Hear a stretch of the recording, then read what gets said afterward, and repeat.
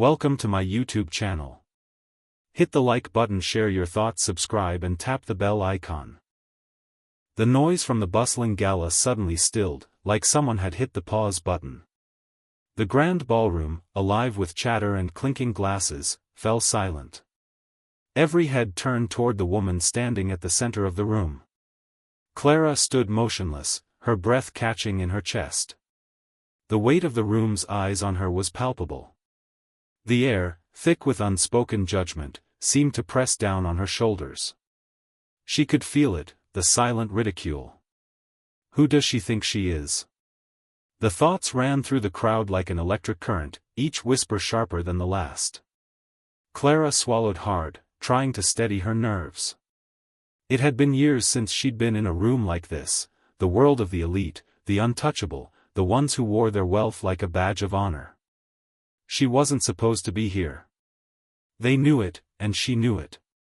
The gala had started like any other charity event, but Clara had no illusions about what it was really about. It wasn't about the causes they supported. It wasn't about making a real difference. It was about status. About who could spend the most money without batting an eye. About who could smile the widest while hiding the sharpest knives behind their backs. And Clara? She was an outsider, someone who didn't belong. Not by their standards. She was just a simple woman, a woman who had clawed her way to this point, who had fought for everything she had. She had built herself up from nothing, piece by piece, with determination that burned in her chest. But to them, she was still nothing. The whispers started as soon as she entered. Her simple black dress, no designer labels, no name-brand stitching, was nothing compared to the gowns that glittered in the light. She wasn't wearing a smile that could dazzle either. She wasn't playing their game. One woman had sneered when Clara walked past her. "Look at that," she had muttered. "She thinks she's one of us." It was the kind of comment that Clara had heard 1,000 times before, the kind that came from people who didn't understand what it was like to struggle, to survive when the odds were stacked against you. But Clara wasn't backing down tonight. She wasn't here to be liked. She wasn't here to be accepted. No, tonight was about something bigger than that. Tonight was about proving something. To them. To herself. Her heart pounded as she made her way through the crowd, her steps measured and calm. The soft click of her shoes echoed through the room, breaking the hushed conversations. She felt eyes follow her every move, and she did her best to ignore them, to block out the weight of their judgment. She had known this moment would come. After all, she had planned it carefully. The gala was the perfect place. The rich and powerful would be there, sitting at their gilded tables, sipping champagne and pretending to care about the causes they funded. It was the kind of event where only the elite were allowed to make a real impact. But Clara had a secret. A secret that no one knew about. $10 million. She didn't need to make a scene to prove herself. But she was going to do it anyway. Clara reached the front of the room, stepping onto the stage with a sense of purpose that made her chest tighten. The host, a man in his 50s with slicked back hair and an ego the size of a small country, paused mid-sentence as she approached. His sharp eyes flickered over her, a hint of disdain playing at the corners of his mouth. "Ah," he said, his voice dripping with condescension. "And here we have a surprise guest. What can we do for you, madam?"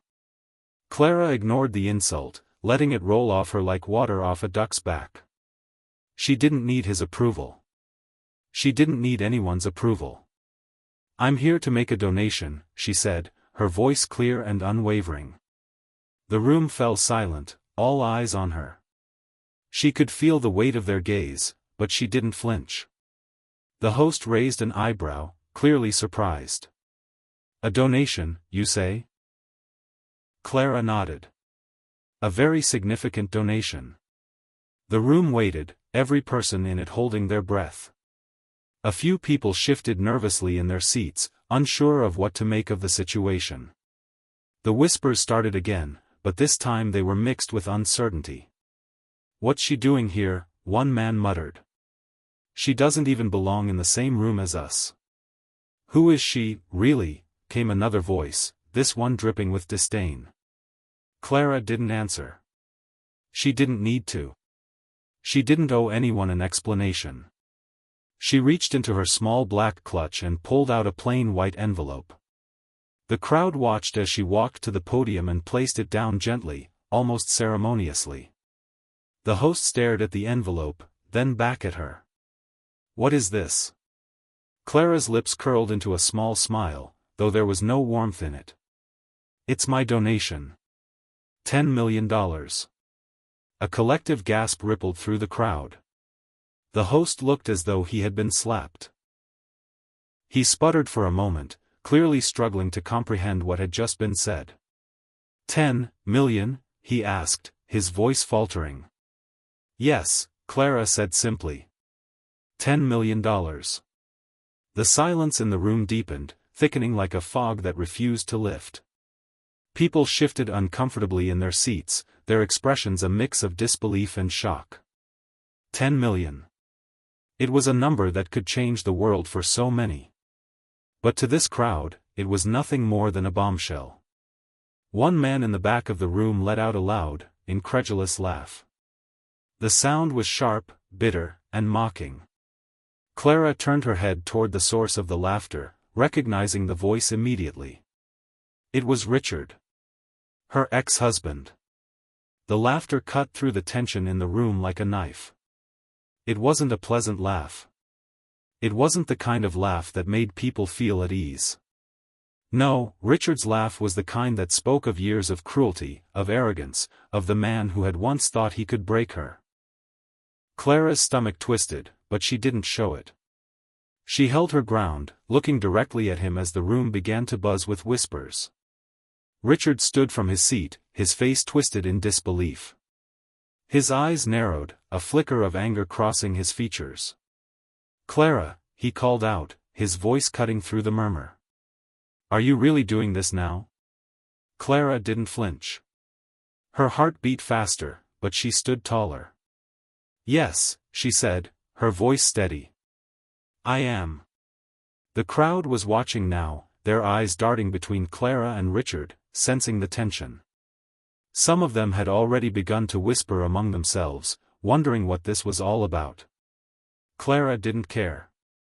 Richard took a step toward her, his movements slow and deliberate. He was trying to intimidate her. He always had. But Clara wasn't afraid anymore.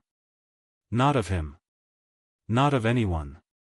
He reached the podium, towering over her, his presence commanding. "You don't belong here, Clara," he spat, his words dripping with contempt. "You never did. You're nothing. Just a woman who thinks she can buy her way into our world. This is a joke." Clara's gaze never wavered. She looked him dead in the eye, the years of pain and betrayal boiling inside her. The man who had once vowed to love her, who had promised her the world, was now the one who mocked her. But it didn't matter. What mattered was the truth she was about to reveal. Richard wasn't the only one with a secret. Just then, the doors to the ballroom opened, and a new figure stepped inside. It was him. Her heart skipped a beat. Her ex-husband stood frozen as the figure moved across the room, but Clara couldn't look away. The man's presence was magnetic. The tension in the room shifted again, and Clara's breath caught in her throat as the stranger walked toward her. He was a man who hadn't been seen for years. A man whose name still haunted the back of her mind. And the moment he stepped into the room, everything changed. The room was silent. Clara's heart was hammering in her chest, but she held her ground, her back straight and her chin lifted just enough to show the confidence she had fought so hard to build. She wasn't backing down, not now. The man who had walked in, the one who had shifted the entire atmosphere in the room, was none other than Henry. The one person from her past who held more power over her than anyone else. Henry had vanished from her life years ago, leaving a trail of unanswered questions and empty promises. She'd never expected to see him again, not in a place like this, surrounded by people who knew nothing about the real her. The real them. She tried to push the memories of him out of her mind, but they flooded in, unbidden. The way he had looked at her, the way he had made her feel like the world was at her feet, only to rip it all away when she needed him the most. It had been like a dream. But dreams, she knew, were meant to fade. And Henry had faded. But now he was back. And he was standing right in front of her. The crowd, still buzzing with disbelief, watched as Henry made his way toward her. His every step seemed calculated, like he knew exactly how to command attention, how to make people wonder. He wasn't just a man in a tailored suit. He was a storm, and you could feel the electricity crackling in the air around him. Clara's breath caught in her throat as he approached, his eyes locked on hers. There was no softness in them. No warmth. Only a cold, calculating look that sent a chill racing down her spine. She had once loved him, once trusted him more than anyone. But that was a long time ago. "Clara," he said softly, his voice like velvet, but with an edge she hadn't heard in years. "I see you've decided to make a scene." His words were laced with mockery, but it didn't matter. Clara's pulse didn't slow. She wasn't afraid. Not anymore. "I don't make scenes," she said, her voice steady despite the storm raging inside. "I make decisions." Henry smirked, his lips curling into a grin that didn't reach his eyes. "A donation, huh? $10 million. His eyes flickered briefly to the envelope that Clara had left on the podium before returning to her. "And you think that's going to impress anyone here?" The question hung in the air, thick and biting. Clara's jaw tightened, but she didn't answer. She didn't need to. Instead, she glanced around the room, taking in the faces of the people who had once looked down on her. The women who had whispered behind her back. The men who had ignored her unless it was to offer a condescending smile. They were all watching now. They were all waiting for her to crack. But Clara wasn't going to give them the satisfaction. Henry's gaze followed hers, and then his eyes flicked back to her. "You know," he said, voice dropping to a quieter, more dangerous tone, "you should have stayed away from this world. You don't belong here. You never did." Clara felt a flicker of doubt, but she crushed it immediately. She didn't need Henry's approval, and she certainly didn't need the approval of the people in this room. She had come this far, and there was no turning back now. "I belong here just as much as you do," Clara said, her voice cutting through the tension like a blade. "Maybe more." The words hung in the air for a moment, and Clara saw the flicker of something in Henry's eyes. It was almost like fear. Was he afraid of her? It was an unexpected thought. Henry had always been the one who held all the cards. He had always been the one who made the rules. But now? Now, something had shifted. Henry took a step closer to her, his presence overwhelming. His hand brushed against hers as he reached for the envelope she had placed on the podium. Clara flinched slightly, but she didn't pull away. She wasn't going to show weakness. Not now. He opened the envelope slowly, his fingers brushing the papers inside. As he pulled out the check, his expression flickered for just a moment, surprise, maybe? Then he recovered, a smile returning to his face. $10 million, he repeated, his voice dripping with disbelief. "Where did you get this money, Clara? I know you didn't make it in the business world." The question was pointed, the accusation clear. Henry was trying to unnerve her, trying to make her doubt herself. But Clara wasn't going to let him. Her lips parted, and for the first time that night, she spoke the truth. "You'd be surprised at what people can do when they're pushed to their limits." The room was silent, the tension hanging thick. Everyone was watching, waiting for something to happen. Richard, her ex-husband, who had been standing by the sidelines, cleared his throat. He was still looking at Clara with that mix of disbelief and amusement. "Clara," he said, his voice cutting through the air like a sharp blade.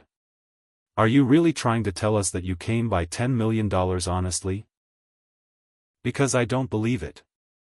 Clara didn't respond. She didn't have to. She turned her gaze back to Henry. He was still holding the check, studying it as if he were trying to find some sort of hidden message in it. "You know," Henry said slowly, his voice low, "I've seen you struggle. I've seen you fight for everything. But this? This is different." Clara felt her throat tighten, but she held her ground. "People change." Henry chuckled darkly, but the sound didn't reach his eyes. "I know you, Clara. You're still the same. You think you can play with us, that you can just walk into this world and take whatever you want. But you're wrong." Clara's pulse quickened. She could feel the familiar weight of his manipulation creeping back in. He was trying to get under her skin again, trying to make her question herself, make her feel small.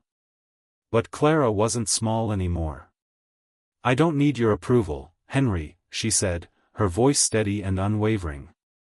"And I don't need theirs either." She turned to face the crowd once more, meeting their eyes one by one. The whispers had stopped. The room was holding its breath. Clara felt it, felt the shift. They were waiting for her to break. But she wasn't going to.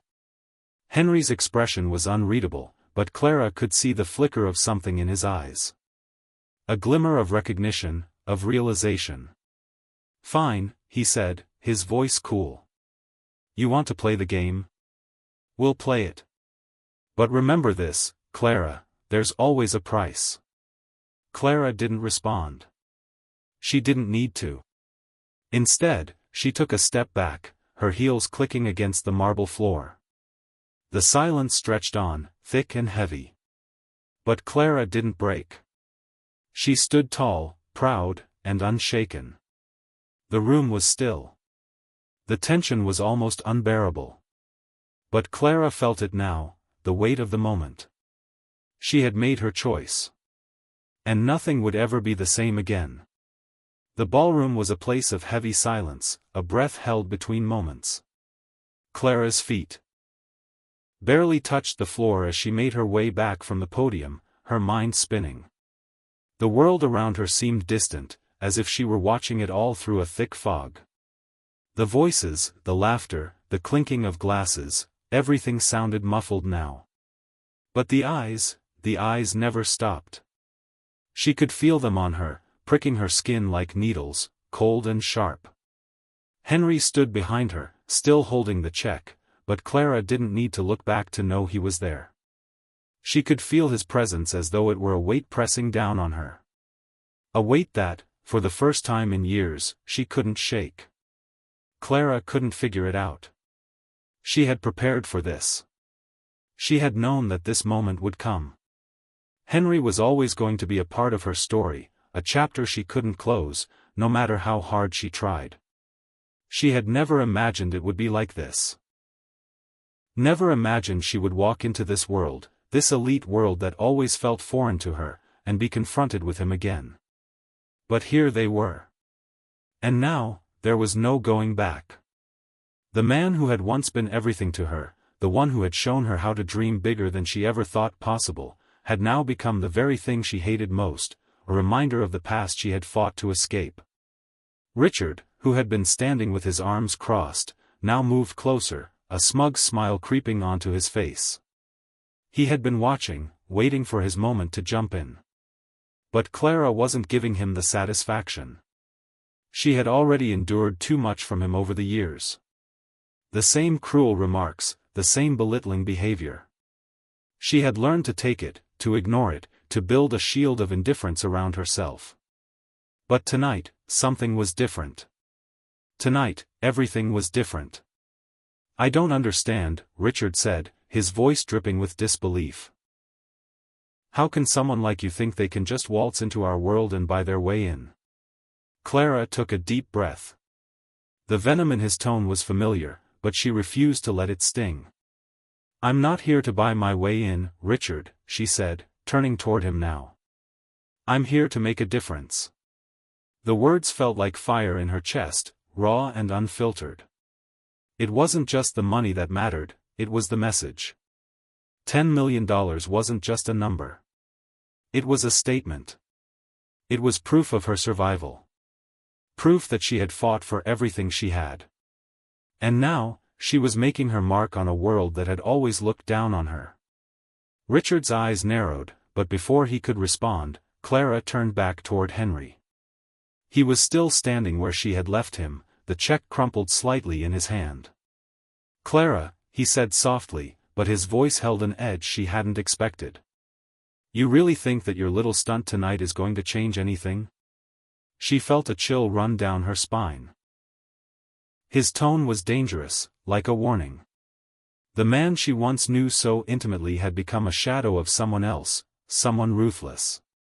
He had always been controlling, manipulative.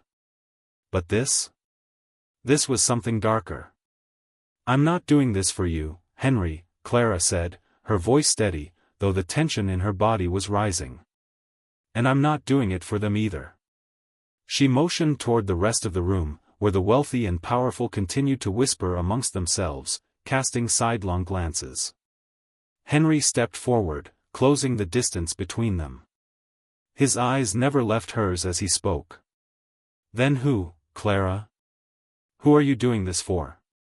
For a moment, Clara couldn't answer. She knew the truth, she was doing it for herself. But that truth felt too raw, too vulnerable. She couldn't admit that she was still trying to prove herself. To him. To everyone who had ever doubted her. "I'm doing it for me," she said finally, her voice barely above a whisper. The words felt heavy, like she was confessing something she had buried for years. But they were true. And for the first time in a long time, Clara felt the weight of her own power. Henry smirked. It wasn't a kind smile. It wasn't even a knowing one. It was the kind of smile that made you feel small, as though he were laughing at you from the inside. "Clara," he said again, stepping even closer, "you can't buy redemption. You can't erase your past with a check. You can't." "I'm not trying to," Clara interrupted, her voice firm. "But I can make a future. A future that has nothing to do with you." She could feel the tremor in her hands, but she didn't let it show. Henry stared at her, his jaw tight, his lips pressed together in a thin line. He said nothing, but his eyes were full of things he had never said. Regret? Anger? Fear? It was hard to tell. But there was something in them that felt like a threat. Something that made Clara's stomach tighten. And then, before she could process what was happening, Henry turned and walked away, the check still in his hand. The crowd parted for him like the sea for Moses, and Clara watched as he disappeared into the shadows of the ballroom. A new wave of whispers spread like wildfire, faster than she could comprehend. The tension was palpable, thick and suffocating. Every conversation seemed to revolve around her now, every gaze drawn toward her as though she were some kind of exhibit, something to be observed and analyzed. Clara could hear snippets of the conversation as she walked slowly toward the edge of the room, her feet dragging with the weight of the moment. "Did you hear what she said? She really thinks she belongs here. She's nothing but a glorified charity case. $10 million?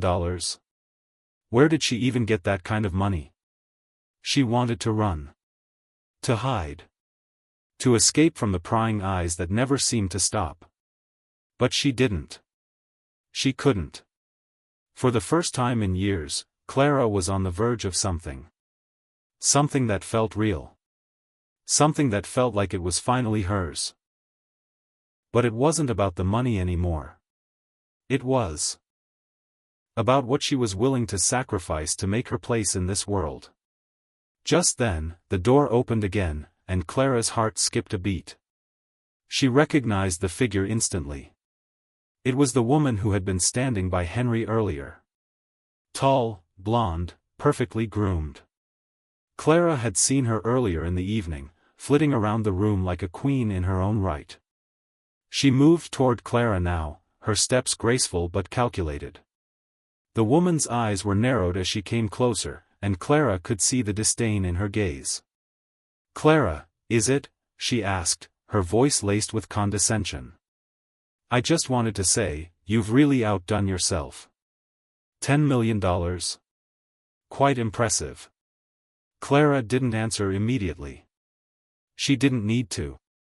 The woman's smile widened as she leaned in just a little closer, her voice dropping to a hushed tone. "But just so you know, darling," she whispered, "it's not enough. You'll never be one of us." Clara's jaw clenched, but she held her ground. The words stung, but she wasn't going to let them show. "I'm not trying to be one of you," Clara replied, her voice cold and steady. "I'm trying to be me."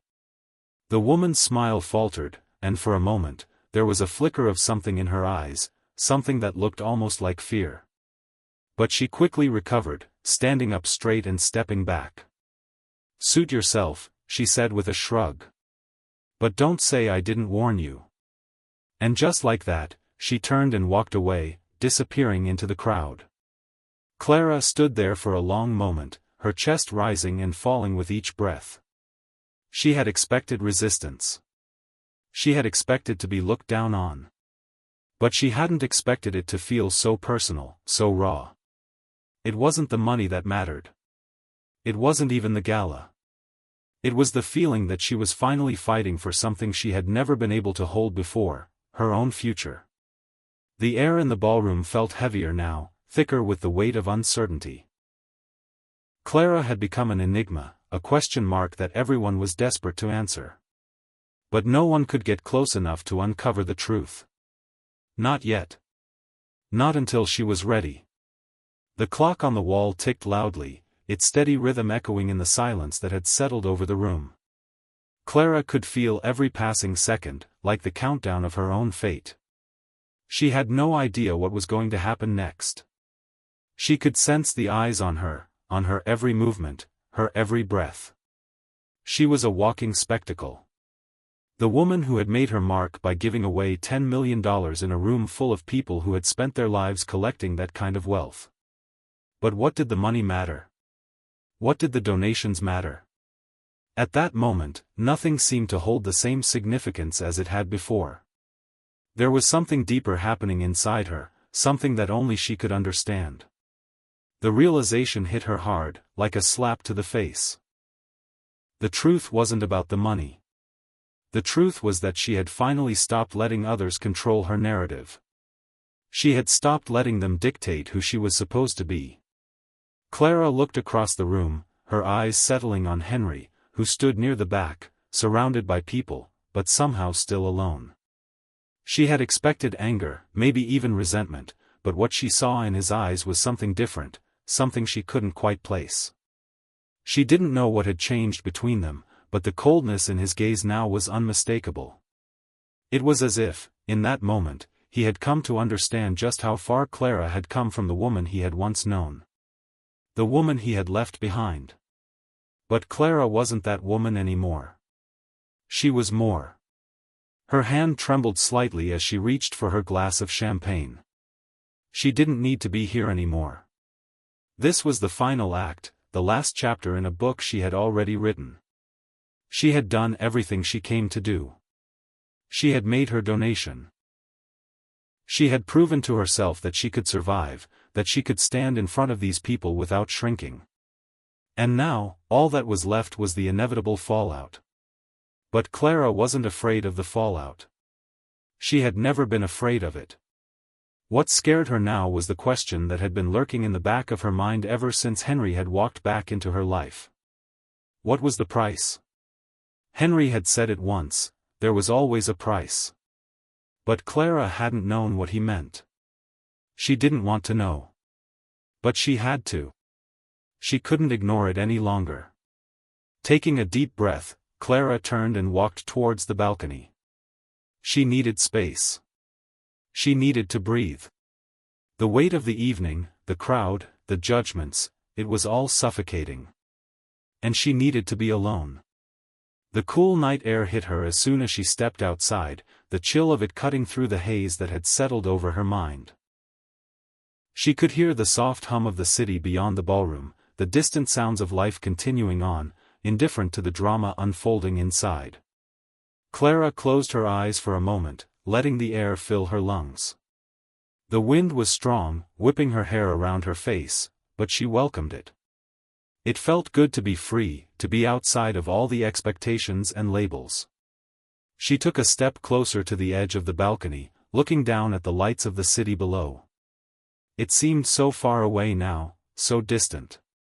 How had she gotten here? How had it all spiraled so far out of control? She didn't know. But she had to face it now. Clara turned as she heard the door to the balcony open behind her. She didn't need to look to know who it was. Henry stepped outside, his presence as imposing as ever. The air around him seemed to crackle, as if he were pulling all the attention to him. He didn't speak at first. He just stood there, his figure outlined against the dim light from inside. Clara didn't look at him, but she could feel the intensity of his gaze. She knew he was studying her, just as he always had. Trying to figure her out. Trying to control her. But not tonight. Tonight, she was the one in control. "You look lost," he said finally, his voice low but not unkind. There was something different in his tone, something that didn't seem entirely like the man she had known. Clara turned her head slightly, just enough to meet his eyes. "Maybe I am." He moved toward her, but she didn't take a step back. She stood firm, facing him head-on. "I don't understand," Henry said, his voice quieter now. "Why did you do it? Why come here, make this big statement, if you were just going to leave everything behind?" Clara's heart skipped a beat. It was as if he was asking the question she had been asking herself all night. She didn't have an answer for him, not a simple one, at least. She didn't know how to explain it. She didn't know how to make him understand. "I didn't leave anything behind," Clara said slowly, her voice steady. "I just stopped pretending. I stopped pretending that any of this, the money, the donations, the approval from people like you, mattered." Henry's eyes softened, but his expression didn't change. "So, what now?" he asked. "What happens next?" Clara took a deep breath, her chest tightening. "I don't know," she admitted. "But I'm going to find out. For the first time in a long time, I'm not afraid of what's next." Henry seemed to consider her words for a long moment. He didn't respond, didn't argue. It was as if he were waiting for something. And Clara realized, he was waiting for her to admit something. To admit that this was all just a game to her. That she was still the same naive woman who had been with him all those years ago, looking for validation in all the wrong places. But Clara wasn't that woman anymore. "You don't get to decide who I am anymore, Henry," Clara said, her voice low but firm. "I'm done letting you, or anyone, tell me what my life should look like." Henry's gaze hardened, but he said nothing. The silence stretched on between them, thick and suffocating. But this time, it didn't feel heavy. It felt liberating. "I came here to change things," Clara said quietly, her eyes locked on his. "Not for you. Not for them. For me. Because I deserve it." Henry finally looked away, his jaw tightening. He took a step back, as if giving her space. But Clara didn't need space from him. Not anymore. She had already taken her space. She had already chosen herself. "I hope you find what you're looking for, Clara," he said, his voice barely above a whisper. But it wasn't the same as before. It wasn't a threat. It was something else. Something almost like a plea. Clara didn't respond. She didn't need to. Instead, she turned back toward the city, her heart beating strong and steady in her chest. She didn't know what the future held, but she knew one thing for certain: she wasn't afraid to face it anymore.